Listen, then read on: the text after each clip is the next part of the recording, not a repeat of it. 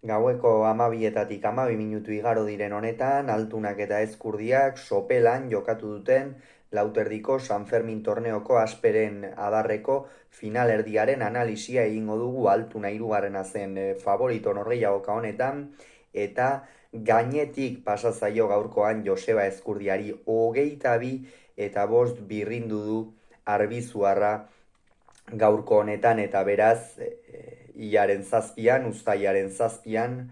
Nafarroa arenan jokatuko den final horretan izango da Jokin Altuna aurkaria zein den bihar jakingo duela. Ostegunean jokatu zuten biek ala biek Zumarragako Beloki pilotalekuan, batetik Joseba Ezkurdiak erraz menderatu zuen Peio Etxeberria 22 eta 8 irabazi zion Zenoztarrari. Jokin Altunak berriz gorriak ikusi behar izan zituen Zumarragako Beloki pilotalekua bezala Salaberriaren aurka, kasu honetan gehixeago estutu zuen Goizuetarrak eta 22 eta 20 irabazi zion, eta beraz gaur elkar topo egin dute ia urtero egiten duten bezala sopelako udal pilotalekuan. Benetan giro ederra izaten da bertan urtero, frontoia bera ere ederraskoa da, beti beteta egoten da, oso pilotaleku bildua, eta normalean behintzat partida ederrak eta estuak atera izan dira orain artean, baina aurtengoan guztiz aurkakoa gertatu da, esan dugun bezala, 22 eta 5 irabazi baitio Altunak. Partida hasieran ongi sartu da Ezkurdia, gainera pentsatu dugu, nik uste guztiok Josebarentzat alako hasiera bat ona izango zela, sakatzen ongi, lehen da biziko bi sakeetan behintzat, ikusten genuen gainera aurrera egiten zuela, baina sake bat labur atera du, eta hor da norgehiagokaren gidoi guztia aldatu egin da. Jokin Altunak sake hartu du, eta benetan sakearekin esango nuke gainera lauterdian inoiz baino gehiago asmatu duela Altuna. Hirugarrena gaur egun dagoen pilotari honena da, askotan esaten dugu, eta pilotari oso ona eta izar handiena izatearen barruan dator noski asko sakatzea, baina gaurkoan bereziki oso ongi egin du eta oso inteligente. Oso inteligente. Inteligente esan nahi dut lauan bote egin eta pilotarekin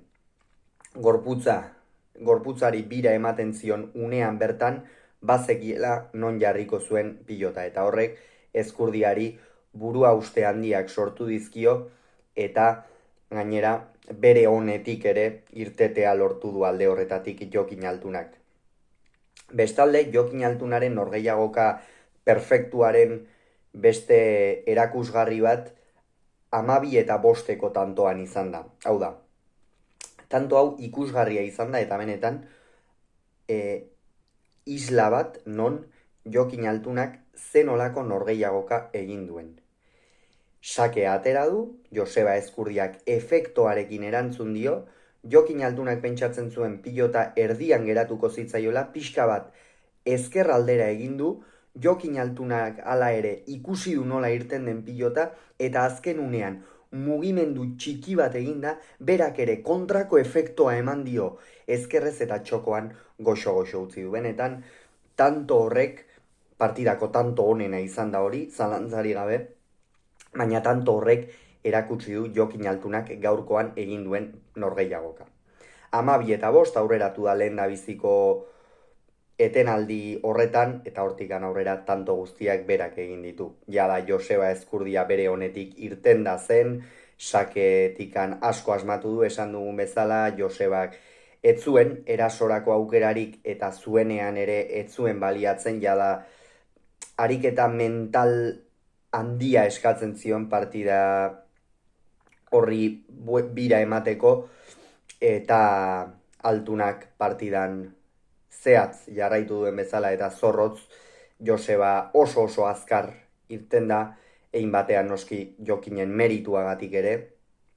eta erraz irabazi dio,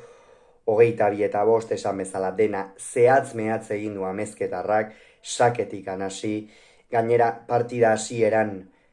sake oso onak egin ditu, Joseba zazpiterdian ipintzen zuen, Josebak eramaten zuen pilota, baina askotan atzeraka egin behar izaten zuen, ez zion kentzen, eta horren ondorioz Jokinek erabaki hortasun handiarekin aurrera egin eta tantoa amaitzen zuen, gerora bestelako tantoak izan dira, baina hala ere Jokinek erakustaldia eman du, eta Joseba txiki utzi du bostean utziz, eta noski Josebak inondik inora ere ez du bere maila eman, ez da hurbil ibili ere. Esan bezala, Jokin Altuna uztailaren 7an San Fermin egunez Nafarroa arenan jokatuko den final horretan izango da, bihar aterako zaio aurkaria Laso eta Peñaren arteko Baikoren adarreko finalerdi horretan, Elgetan izango da hori, eta noski analisia ere kirolunean hementxe izango duzue. Eta bestaldetik berriz aipatu behar dugu Jokin Altunak momentuz oporretatik itzuli denetik partida guztiak irabazi dituela. Guztiak irabazi ditu, benetan ikeragarria da, eta oraindik ere jokoa erakusten ari den jokoarekin iruditzen zait beste magina bat jarraian irabazi ditzakeela, eta errekor baten, ez dakit errekor hori hor nonbaiten izango da, udako errekorren bat edo, baina errekor horretatik oso hurbil ibil litekela. Hauxe beraz esan beharrekoa, hurrengoan gehiago izango duzue, bitartean on izan, agur.